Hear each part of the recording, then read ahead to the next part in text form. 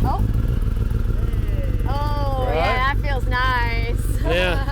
Now just get a little blip on that throttle. Wait, what's the right one? Twisted. Oh. Oh my God. Oh. Are you hooked? Holy God, this is crazy. One more time. Oh my God. Holy Lord. It vibrates.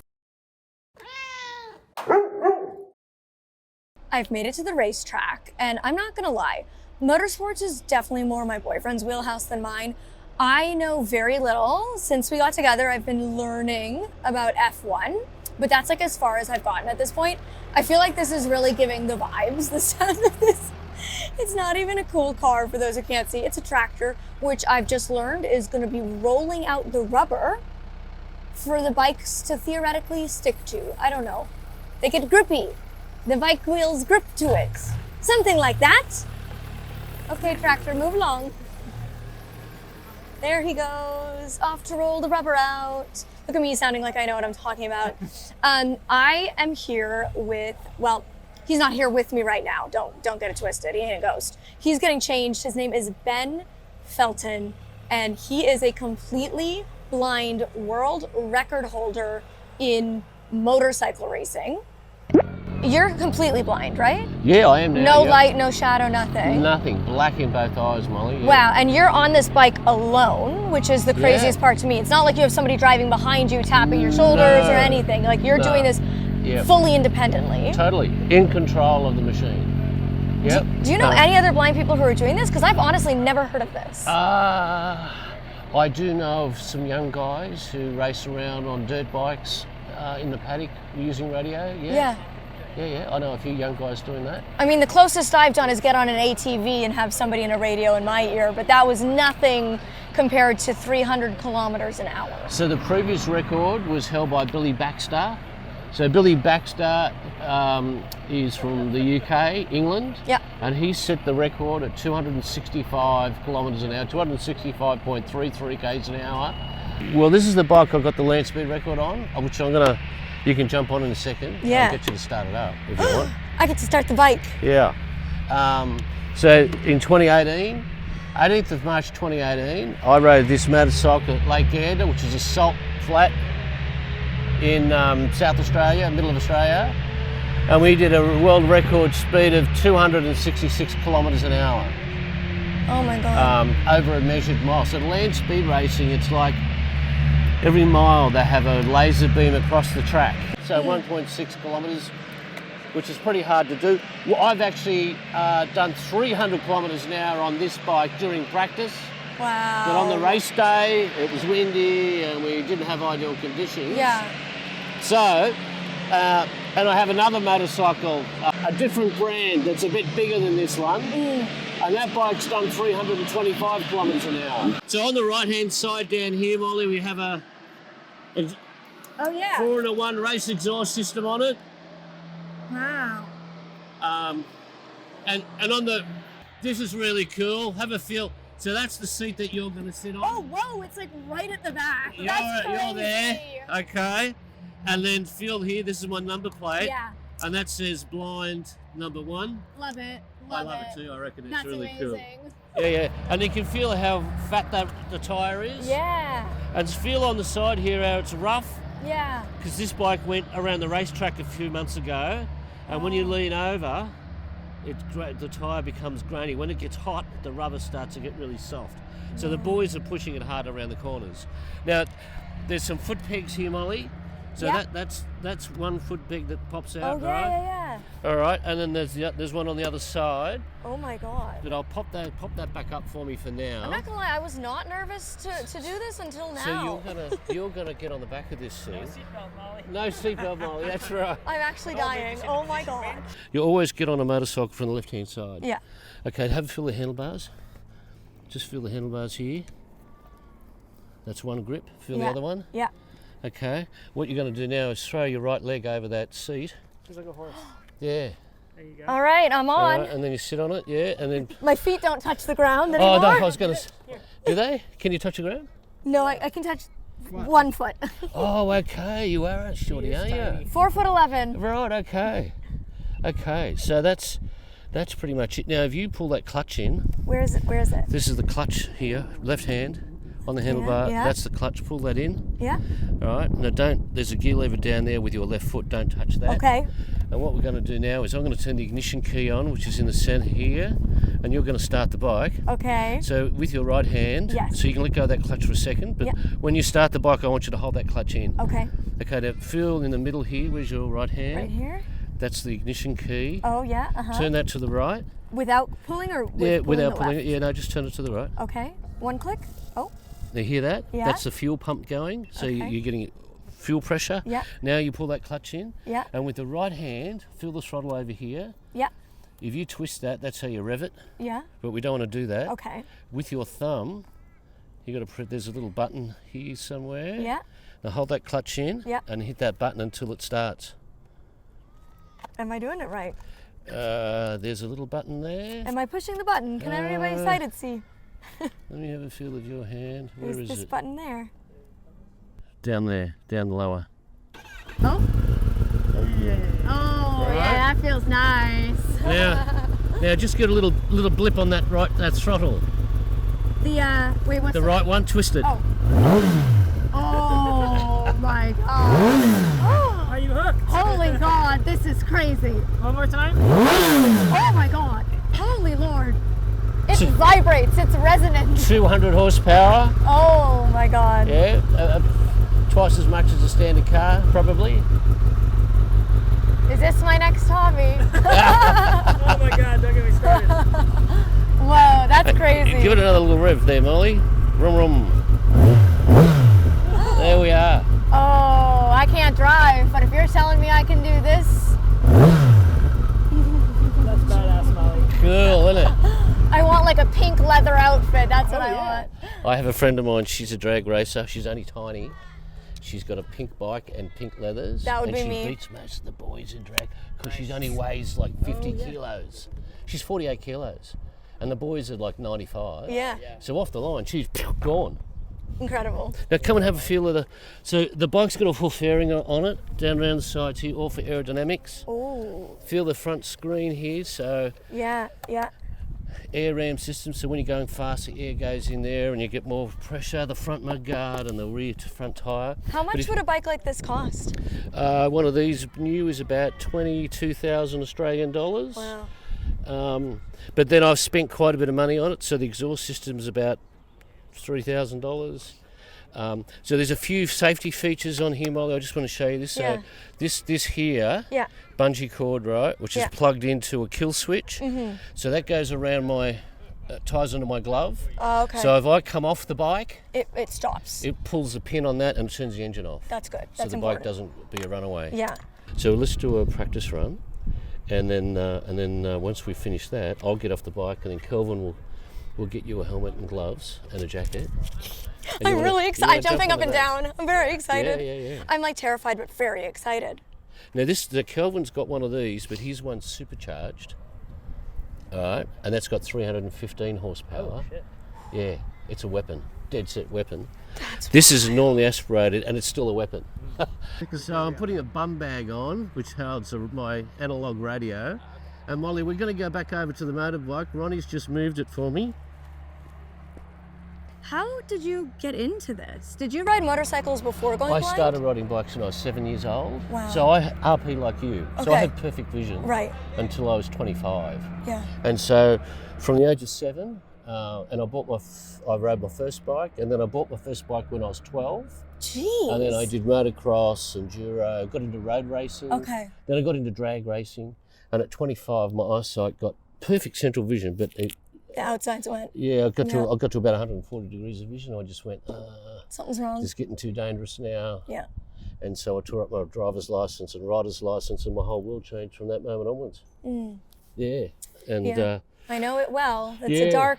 It's I mean, it's funny because it's like you say, when you go blind, a lot of us go through like such a dark time, and it sounds stupid because like literally it's dark, but emotionally it's like a very. oh, absolutely. I don't know how to not get depressed going through something like that. You know, Molly, the difference is that I've got friends of mine who were born blind, right? Yeah. They haven't had a traumatic experience. Yeah, And they've always been blind, so as far as they're concerned, that's just life. it's no big deal. Yeah. It's just how it is. Yeah, But when you've had sight, yeah, The and a license, transition, and yeah. then you've got to go through, and it's a very painful process, traumatic process. Yeah, I always say it's like grieving the death of yourself while trying to figure out how to keep living. Yeah. And it's like such a profound experience. Yeah. And being able to ride a motorcycle again, Yeah. I did this not for anything else except for myself, me. Right? And getting a world land speed record was just a bonus. Yeah. That's not why I did it. Yeah. I did it because I wanted to empower myself. Because Right. I know I to can feel still like ride, you again. I can still Yeah. ride a motorcycle. Yeah. Even though I can't see. Yeah. And people go, what? You're crazy. Or how do you do that? Oh, that's impossible. Mm-hmm. And so I'm the first blind guy in the world to have an international motorcycle racing license. Wow. And I've got my motorcycle racing license here in Australia. So I actually compete in open class competition against fully sighted guys. No, you do not. Yes, That's I do so so. cool. Yeah. Yes. 1000cc modified production class. And the last time I raced at Lake Gander, out of the 42 riders, Molly, I was 8th fastest outright. And everybody else was sighted. Everyone else is fully sighted. I'm the This only is blind what we guy love to see. racing in open class competition. We are here for one of Ben's practices. He just finished getting changed. Oop, sounds like the rubber just finished rolling out. Look at me trying to sound like I know what I'm talking about. I don't know what it's doing. I don't know what the phrases are. I'm just trying to fit in. Behind me, we've got a motorcycle and a man on the motorcycle. This is our stranger. Hey, yeah, I'm Kelvin. This is Kelvin. You are learning to transition to being Ben's collar? I'm learning to be basically his eyes. So be his navigator. Yeah. So this is what we're doing here today. We're doing a practice run up and down the Sydney Dragway here. So he rides in front, I ride behind. We're on radios. When you say ride behind, you don't mean on the same bike. No. You mean like on a he's completely on the bike on his own. Yeah, so he's on that bike by himself, doing everything by himself. And then I'm on this bike, doing everything by myself and telling him what to do. It's basically go left, right, crazy. straight, and, like we're not allowed to drive us blind folk, but get him on a bike and let him hit crazy speeds that you wouldn't even hit on a highway in a car. Well, that's the plan. He wants to do 200 mile an hour. He's done 186 mile an hour, I think. I don't know if you're right, if that's right or not. But he wants to do 200 mile an hour. Imagine doing that blind. It's just crazy. You guys are so strong. Like it's. I'm a big skier and I love getting speed. Like that's what I love about skiing is going really, really, really fast. Yeah. And I have a guide that like skis behind me, but I'm not like operating a motor vehicle, you know, when I'm you skiing. And a set of skis. It's still quite daring though, right? You know, you're going downhill. Yeah. That's still quite crazy. That's like. And usually there's a bunch of people on the ski hill that have no idea that I'm blind. And you're just carving them up and. Hey, look at you go. Oh, skis, not boards. Ski? Ski, yeah. Oh, wow. Yeah. I have to look that up. Big on skiing. Yeah, that's cool.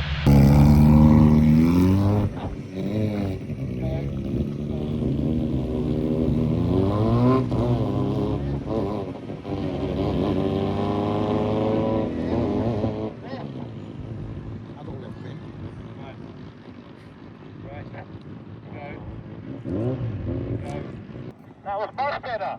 And Kelvin's calls, as you heard then, It's really cool. So like he's just practicing this. Kelvin is like a new collar for him. And I know I always talk about skiing when I do these episodes, but like it is my biggest, like the sport that I'm as a blind athlete like the most passionate about and the most familiar with. And I know whenever I'm skiing with a new guide, like it takes both of us time to get to know each other, to adjust. Like some blind people like their ski collar to speak in certain ways, others like certain other ways, you know, like we're all unique. And so today, like they're really here just working out the kinks. How does Kelvin feel? How does Ben feel? So I can completely relate to that feeling of like the adjustment period and you feel a bit rusty and things aren't going as well as you're used to.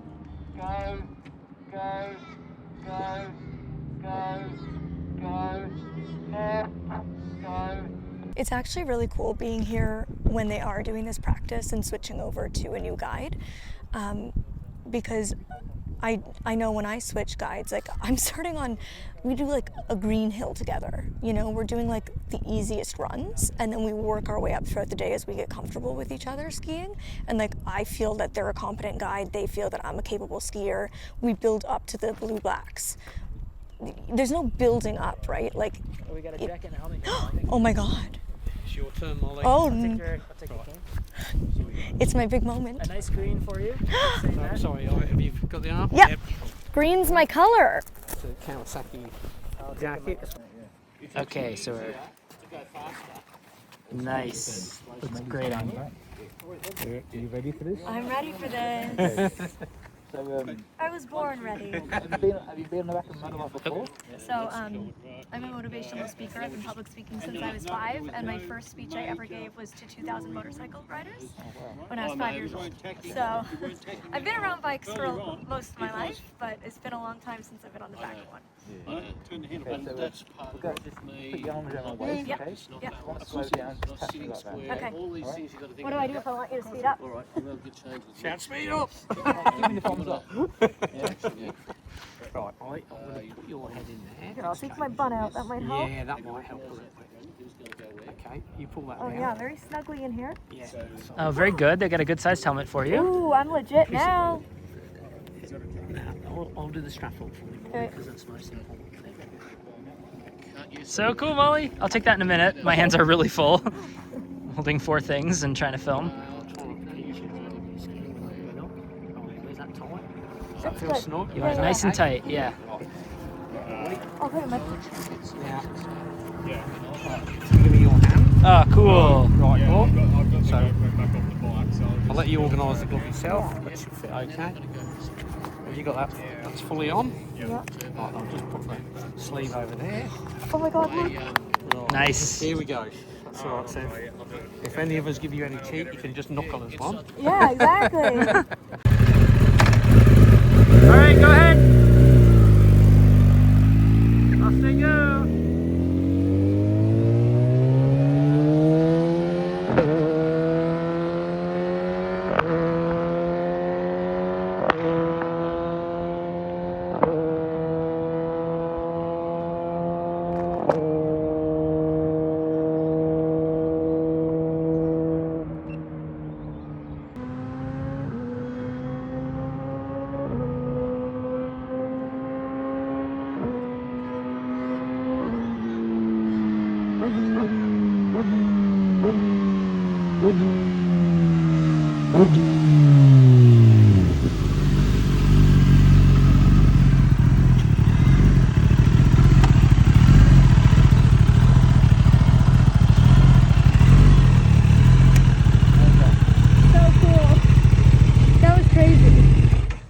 Nice. How'd I look on there? Like a pro. Cool. How was that, Molly? That was so cool. You enjoyed that? Yeah, I can't even imagine like steering it blind though. Yeah, oh no, just that's why you'll go along, you've got the sensation. Yeah. You're going, hang on, I'm just on for the ride. Yeah, exactly.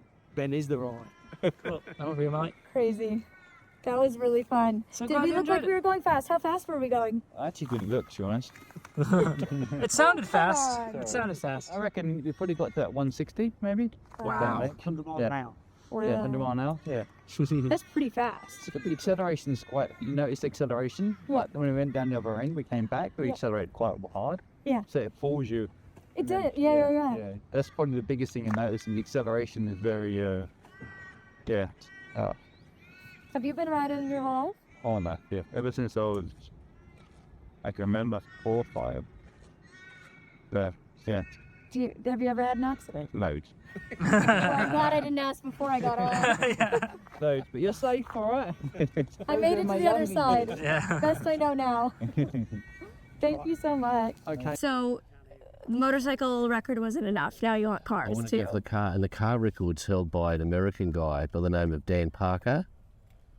And Dan Parker lives in Georgia, Yeah, you try. and he built his car totally blind. Dan Parker was a professional drag racer, and he had a huge crash on the drag strip, hit the wall at 175 miles per hour, Oh, and he hit the wall that hard that both his eyes detached from his retinas. That's how he went blind. my God. So he built his own Corvette, Yeah. and he did 212 miles per hour at Mexico Spaceport, Richard Branson's Mexico Spaceport 2 years ago.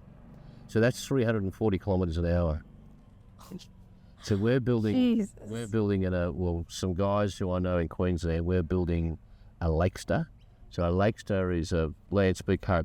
It's like a really stretched version of a Formula One race car. And it's got 2 Tesla engines in it. It's 4-wheel drive.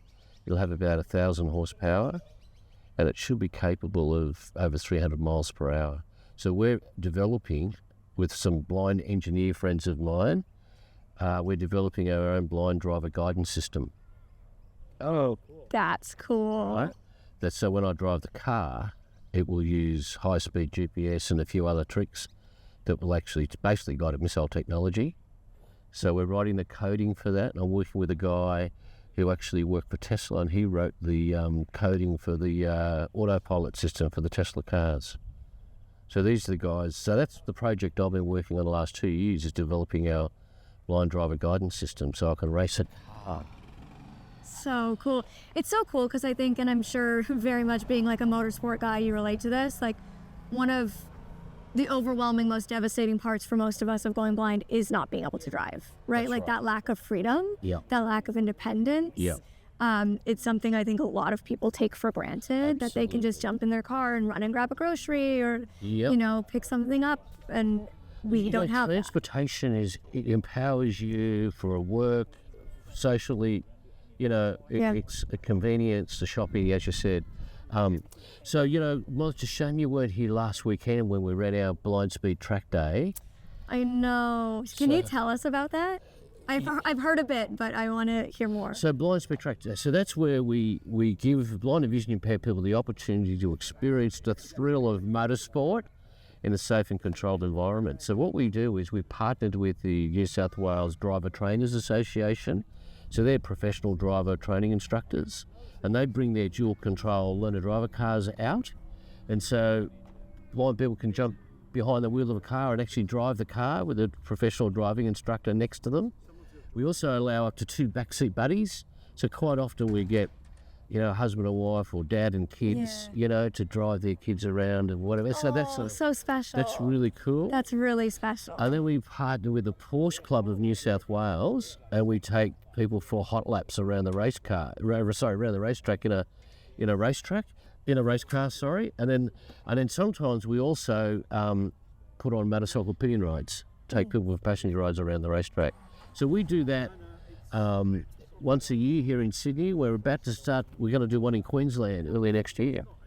We want to take it all around Australia. So Molly, if I develop these guidance systems and the methods for a blind person to ride a motorcycle or to drive a car using our blind driver guidance system, then people who are blind and vision impaired might want to take up racing as an option for motorsport. And then we could have a whole blind racing league. And everyone races against the clock, all right? So you don't race against each other because that's obviously too risky. Yes. But if we're all racing against the clock on the salt flats, who's to say that we don't have, you know, professional blind drivers? Exactly. Yeah. So incredible. There's always a way to overcome barriers, right? This is honestly, like, I've done a lot of episodes for this series, Blind Leading the Blind, where I meet up with blind people around the world to teach me something or show me a skill that I've never considered being able to do as a blind person. And I just didn't even think to look into if somebody was doing this, because it's just, again, the first thing you find out about when you're going blind is you won't be able to drive. And so I just never even considered that there would be a blind person doing motorsport and pursuing this, and the fact that you're not just doing it for your own self, but you're actually trying to carve a path for more blind people to experience that same freedom is really incredible. And Molly, you know, last Saturday night, last week I got a phone call from a dad, and he rang me. He said, "Oh Ben, we've just heard about your blind speed track days. My son went to go for his driving license and went for the eyesight test on Tuesday, and he was told that his eyesight's not good enough to get a driver's license and he'll never be able to drive." That's on the Tuesday. And he was devastated. He went to school with his mates, and one of the boys at school said, "Oh, have you heard about the blind speed track days?" No. So Dad rings me on the Thursday, and we booked him in, and so Tuesday he got told he'll never be able to drive, and then on Saturday night he was out here driving a car for the first time ever. That is and he had Mum and Dad in the back seat. Amazing. That is so special. For that was That's life-changing, that moment. amazing for him. Yeah. Yeah? Yeah. And so that's why I do it, you know.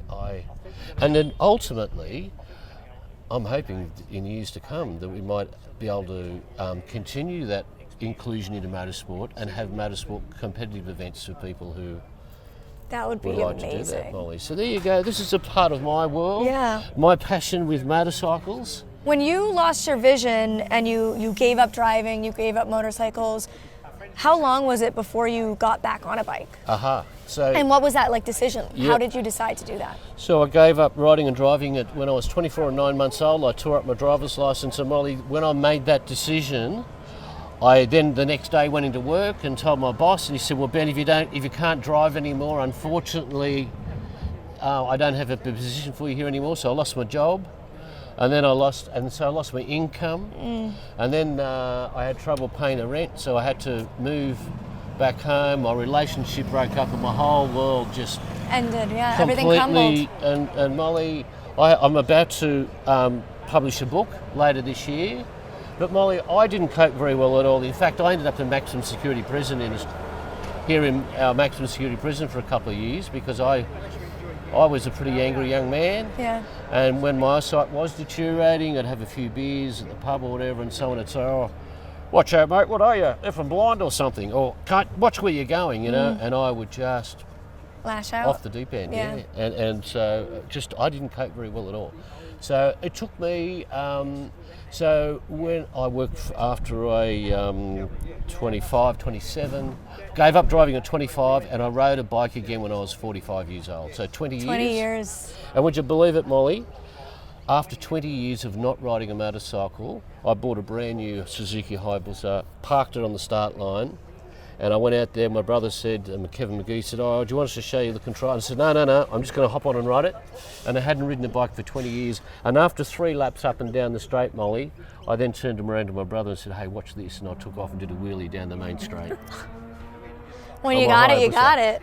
When you Yeah. got it, you got it. And I hadn't done it for 20 years. So it's just literally like getting back on a horse. I was going to again. say, You they never- say you like never riding a forget. bike, you know, yeah, it just comes back to It just you. comes naturally. Yeah. And I love it, Molly. And you know what? When I'm at the Salt Flats, you know, at Speed Week competing in competition, and other motorcycle riders come up to me and they talk to me and treat me just like I'm a fellow motorcycle rider. An equal. The Yeah. blind thing's just not, you know, Yeah. it's not a thing. And for me, that is just so personally rewarding. Yeah. For me personally. yeah? Absolutely. And people think, oh, you know, if I inspire other people or get people to think outside the box, you know, strong advocate for inclusion, just like yourself, Molly. Mm-hmm. So here we are. We're changing the world one step at a time. One race at a time. Yeah, there we are. Yeah. I'm going to link all your info down below about your book, where to find you, where you can learn more. Of course, mine will be linked below. Pre-order now. Let me know yours, and then so I've got 42,000 odd Facebook followers.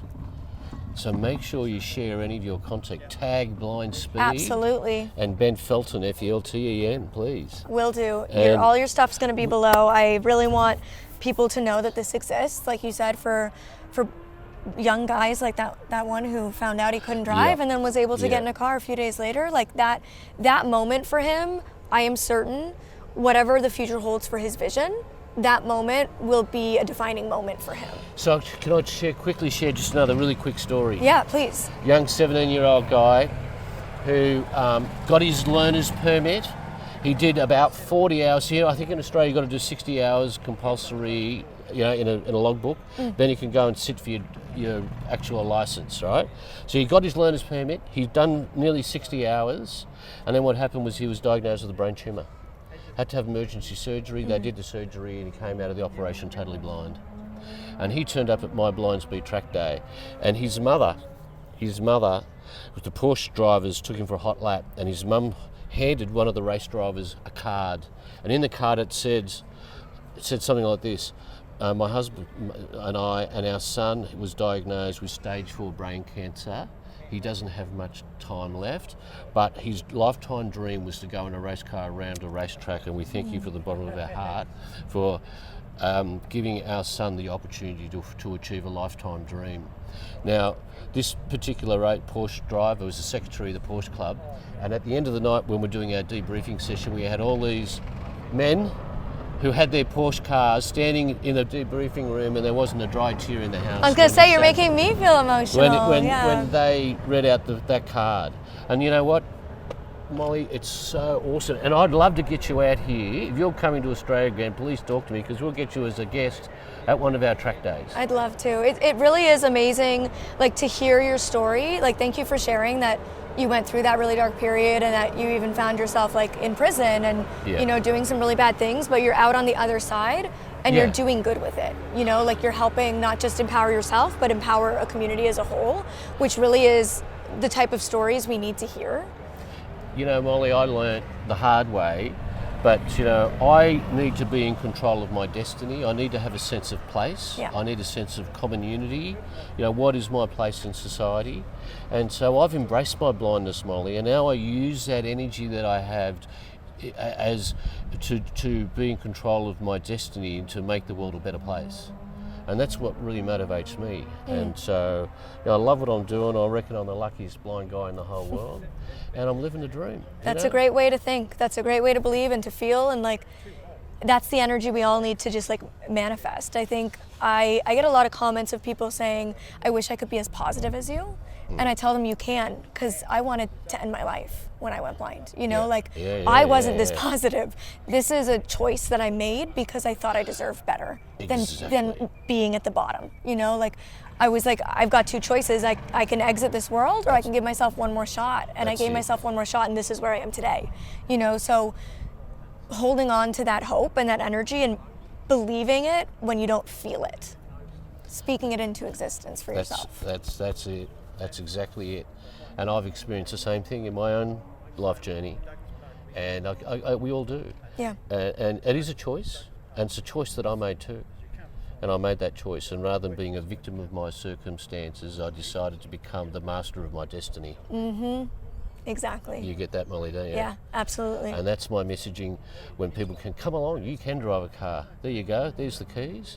You want to go in a race car? You want to go on a motorcycle? Yep, we can do that.